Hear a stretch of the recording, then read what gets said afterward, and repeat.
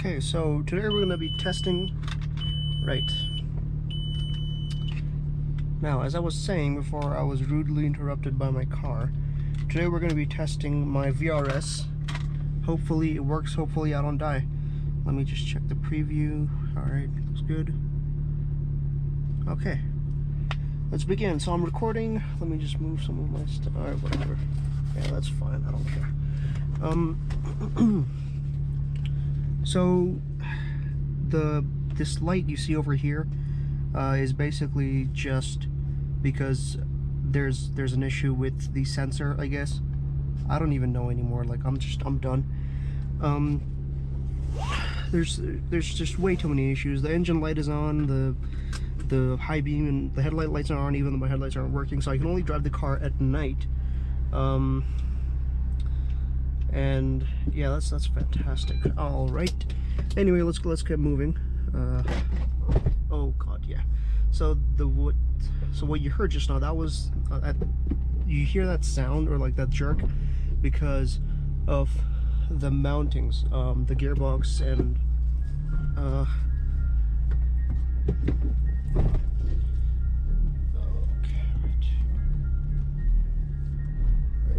okay.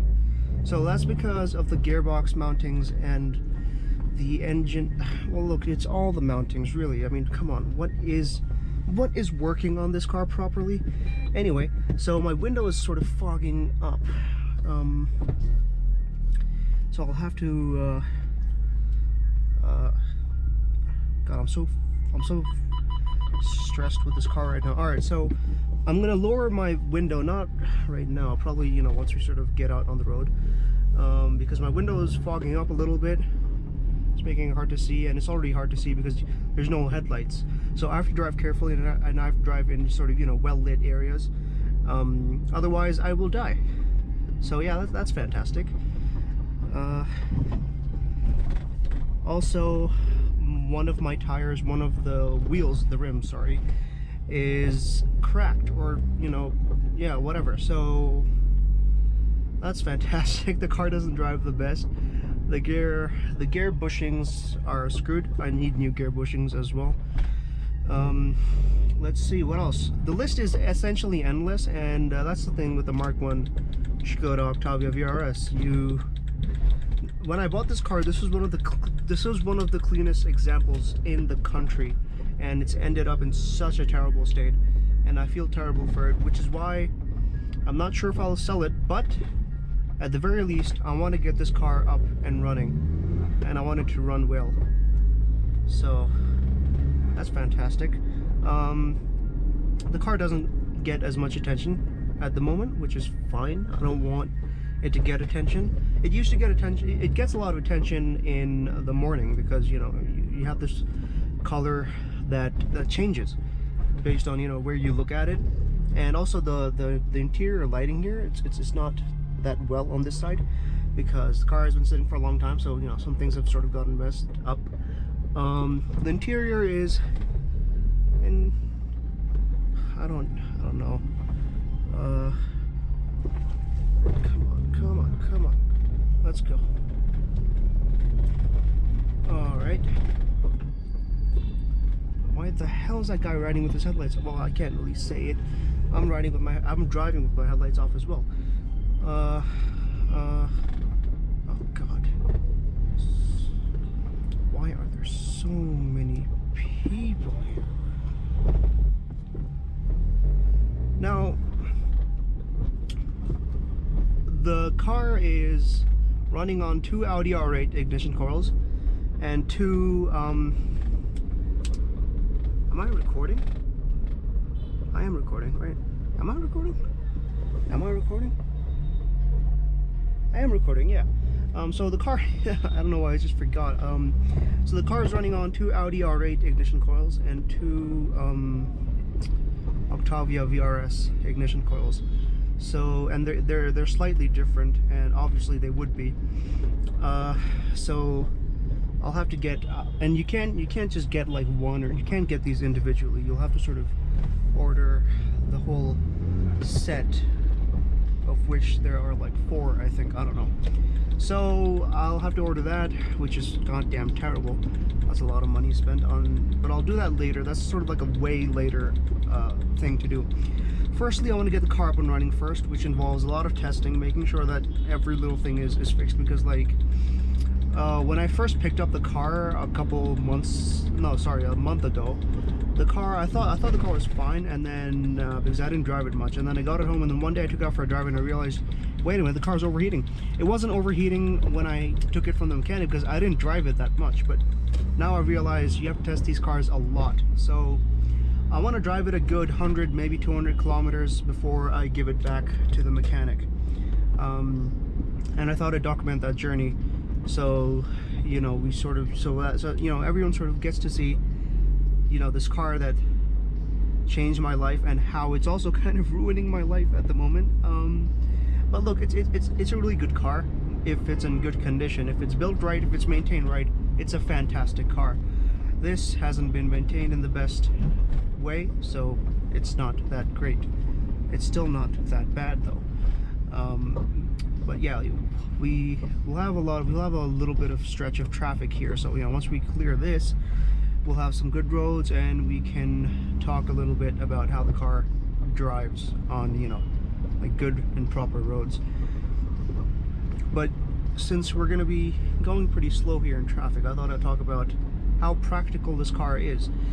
And how practical is it? Not very, because, you know, to have a practical car, the car has to work. And it's not exactly a very usable car, but, you know, it's not that bad. But there's still a couple things that I want to do to the car in terms of like mods. I don't want to do any performance mods because I like the power the way it is. I think it's fine, it's usable, the car works. Well, okay, no, the car doesn't work, but the power I think is enough. I don't want more power at the moment. And I mean, look, I like the gear ratios that the car currently has with this setup, because I previously, it's currently, this is running a stage 2 or stage 1. There's a whole like sort of like misconception around like, oh, is it stage 1, is it stage 2, whatever. So previously I had a stage 2 plus tune, which essentially had 275 horsepower. 275, yeah, it was rated to around 275 horsepower and I don't remember exactly how much torque there was, but somewhere in the 300 or 400, no, sorry, I think it was 300 Newton meters of torque, which is, wait, what? One of my DRLs isn't working, what the hell? Oh man. Anyway, like, yeah, the quality of these headlights that I bought are just terrible. I don't know if it's the car, I don't know if it's the light's fault or the car's fault, but these headlights have been having a lot of issues. When I first bought these headlights for this car, I think less than a month after getting it in the car, the headlights stopped working. And then I went over to the place where I got them, and I was like, look, what the hell is this? And then we got them changed, but we got them replaced for free, because it was like, you know, it happened literally in less than a month of getting it done. So can you go? All right.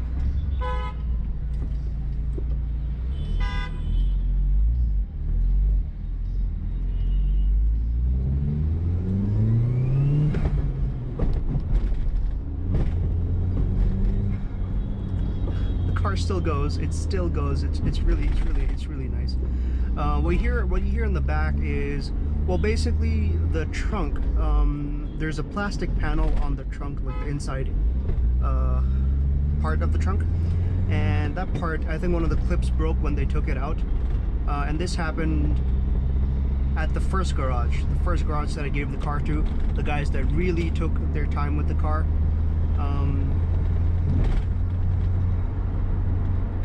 Now, whenever I get on the gas, the car just shakes.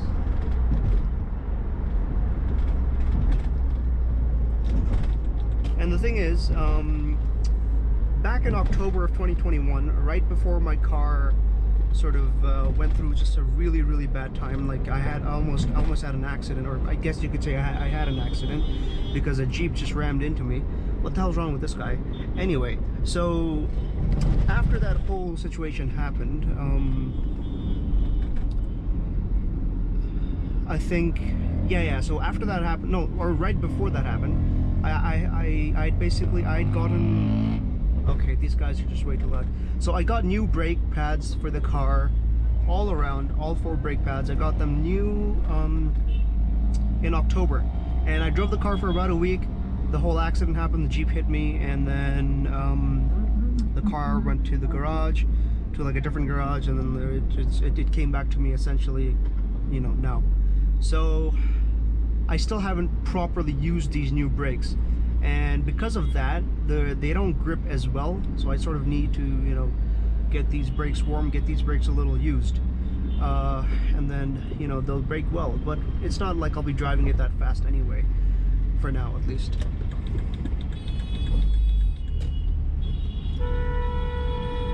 Driving in this country is just the worst.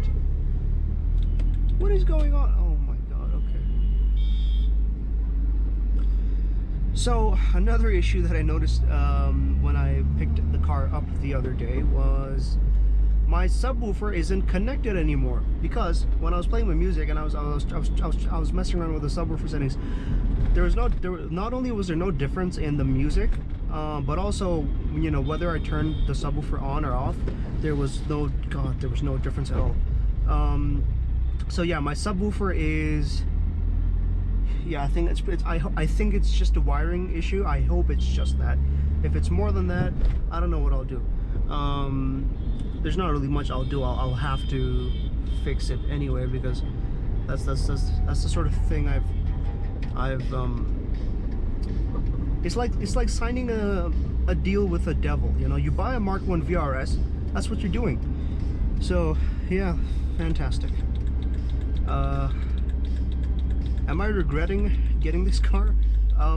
Maybe a little bit, but this car did do a lot of good things for me, so I feel like I have to sort of see this through. I have to make sure this car is done.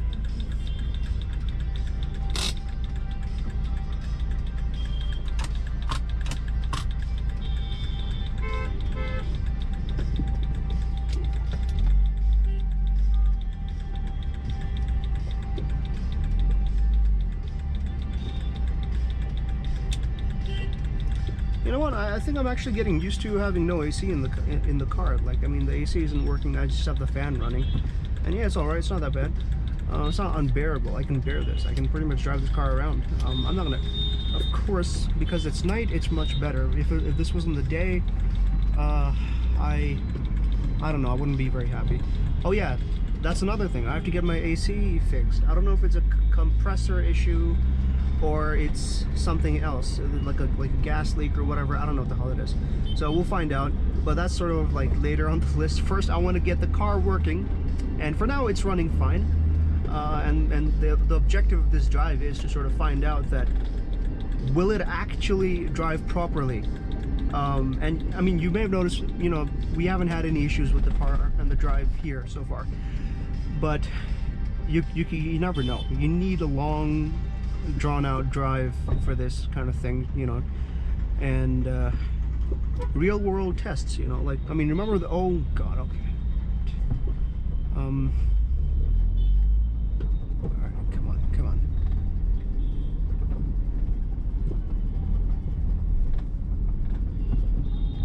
I gotta get this headlight thing sorted.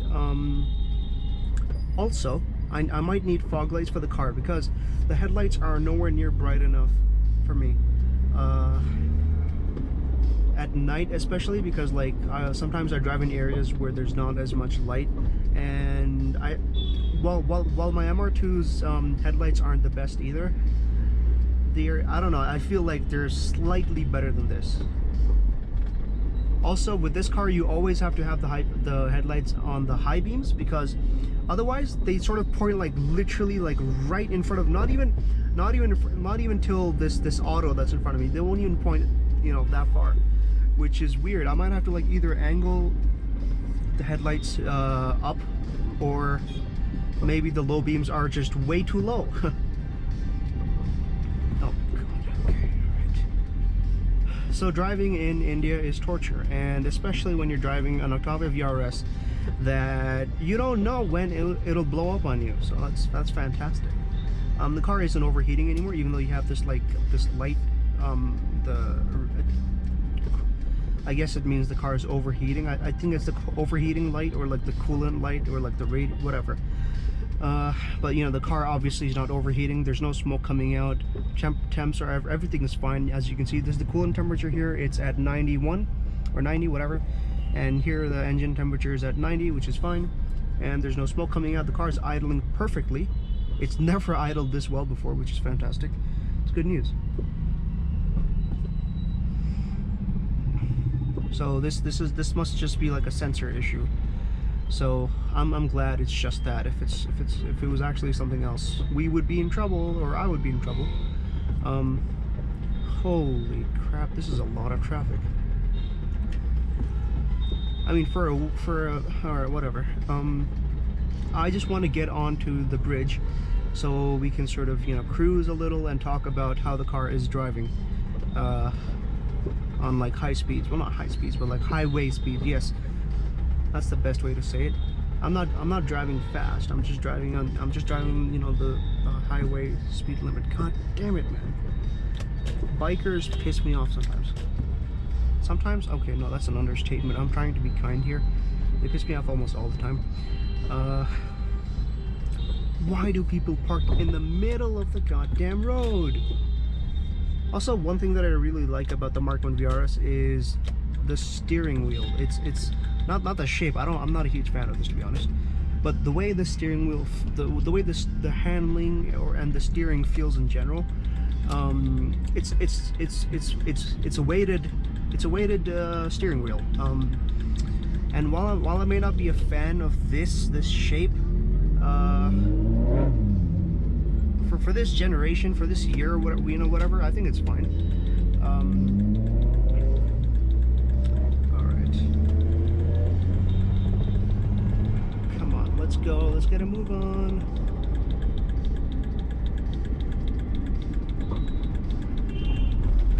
So the reason why my indicators are sort of blinking very quickly is also because of the tune. This happened after the tune, because the car was off the first time the car was tuned, because the car was off for so long, for like all those months that the paint hadn't come yet. So it was off for all those months. They did a lot of like jump starts and stuff. So I guess because of like the voltage differences and stuff, you have the indicators that blink, you know, very fast.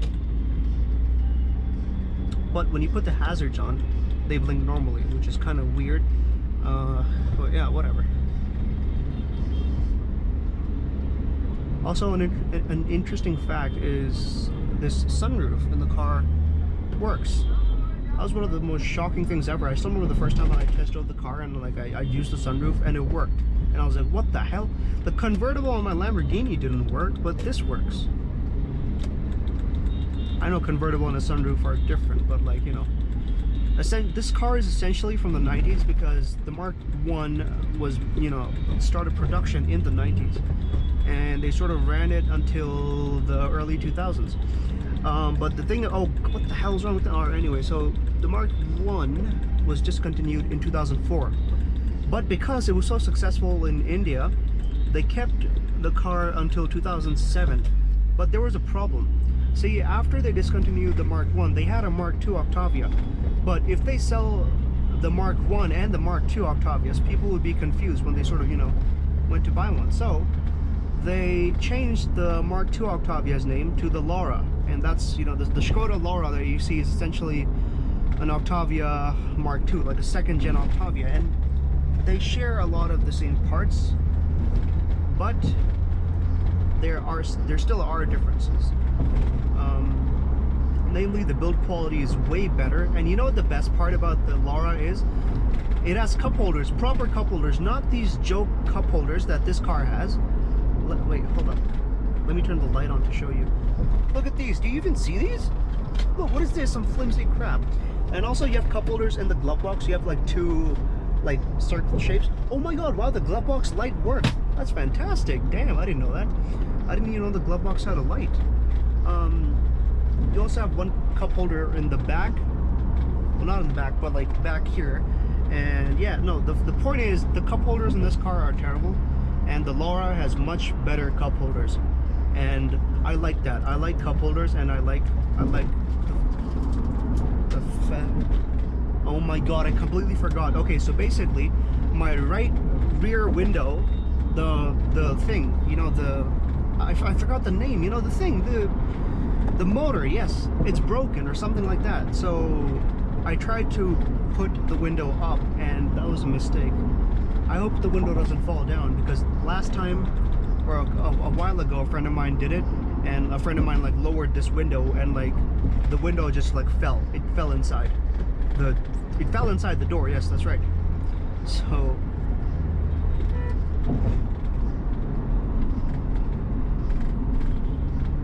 I'm gonna stay to the left because I have no headlights. Also, I'll have to get my steering aligned, obviously. There's a lot of things to do. That's a Toyota Fortuner. Toyota Fortuner, Toyota Fortuner, Toyota Fortuner. Okay, alright. God, it's giving me PTSD. These guys, man, I tell you, look, they have such an imposing aura for no reason at all. I don't know why. But like, look at his windows, tinted, white car, blacked out windows, typical Fortuner owner. Is there a MLA sticker on it? No, something's wrong. It's probably missing. Yeah, it's probably missing. But it's a Sigma 4. God, a Sigma. God, only the Fortuner could have a variant called the Sigma. What's next? Alpha, Beta. Oh god, whatever. Okay, so these rumble strips are the worst.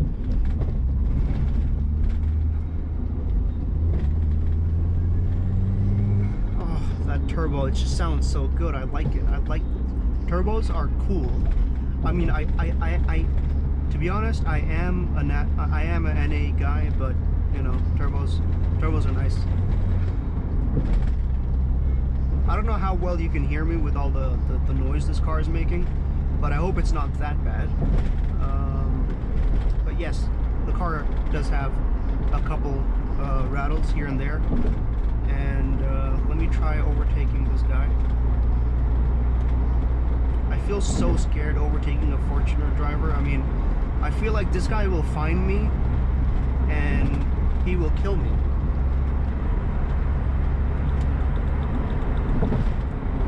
And he's not got his fog lights on, which is very rare, because they usually Toyota Fortuner drivers have their fog lights on, their headlights on, their high beams on, their hazards on. They have everything on, and yeah. So these are the Fortuners have some of the brightest headlights I think I've seen in any car. I mean, sure, you know, BMW and like Audi headlights are pretty bright, but Fortuner headlights, I don't know, there's something about them that like they could blind, you know, God.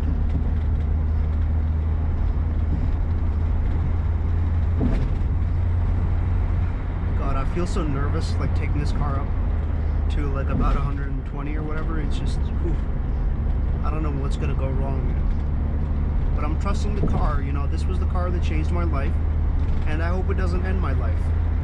There's no guarantees though. I mean, it's essentially a German car, and you know, I don't really trust German cars when it comes to reliability and dependability, so we'll see. If I'm able to finish this one video, I will go home and I will thank God all night, and I will personally email the CEO of Skoda, and I will thank him for building a car. Well, he didn't build the car, but you know, whoever it was, I will contact the concerned people, and I will let them know that they've done a fantastic job with the Mark I VRS. They have built a tank of a car. Oh, speaking of a tank of a car, I just remembered there was this one time where I may have bumped into a taxi. It was a Toyota Innova, I think, and like, well, basically what happened was I was driving along like this. I wasn't going this fast though. I was going pretty slow. I was driving along, and there was no one in front of me, and I looked down to my phone, and I looked back up, and there was a car stopped right in front of me. It was a taxi. It was a Toyota, whatever, Innova or something. And I had no time to react, so I ended up hitting it, and I hit it so hard that the car which was stopped, it rolled forward, and the Innova's bumper it had like a little like dent in it, but my car, I was like, I thought I'm screwed. I thought, well, you know, I just got the car painted. I thought everything's screwed now. I walk up front and I look at the bumper, there's nothing. There's probably like a little scuff, but that's it. Nothing. No one could tell that I hit a Toyota Innova going like 50 or 60 kilometers an hour and nothing happened. So when people say this car is built like a tank, they kind of mean it. It kind of is built like a tank. And I remember the first thing I said as soon as I saw that, I didn't say it to the guy, the cab driver, who he was like, "What the hell happened?" I was like, "I'm sorry, I didn't see you." And he was like, "How do you not see me?" I was like, I don't know. So the first thing I said after seeing, you know, the damage on my car, which was none, I got in my car and I was like, so this is why they call it a tank, because God, it's just so, it's tough. You know, the build quality is tough for the most part, okay? It still doesn't, you know, match Japanese build quality, because Japanese cars, they are built to last. They are tough. This is tough, but not as tough. Because, I mean, as you can see, well, not see, but here, there's a lot of like rattles and everything. And even my MR2 doesn't rattle. There's no sounds like that with my MR2.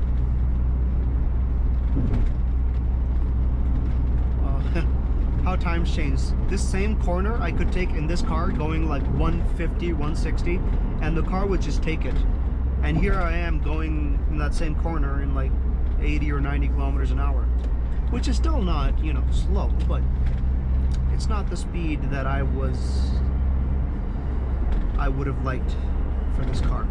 Okay, so this is kind of shady because there's no lights in front of me, so I have to be very careful here. Oh, wow. Okay. Okay. Right, I can't see anything. Alright, we gotta be careful here. I will stay to the left. So far we've driven essentially around, like 20 kilometers, I guess. 15, 20 maybe. And the car is running fine, which is good, which is fantastic. Nothing to report yet. And this, what car is this? It's a Bolino, okay. So I'm glad nothing's going wrong. I'm glad I'm not stranded yet. So this first test run with the VRS was successful. We've made it 20 kilometers, 15, 20 kilometers, it's a good distance. So if you enjoyed this test run, let me know if you like this kind of video, like where it's just me and the car and we talk and that's it. I want to have a bunch of different formats of videos to make, and this is one of the ones I'm sort of experimenting with. So let me know what you think, and I'll see you all in the next one. So thank you.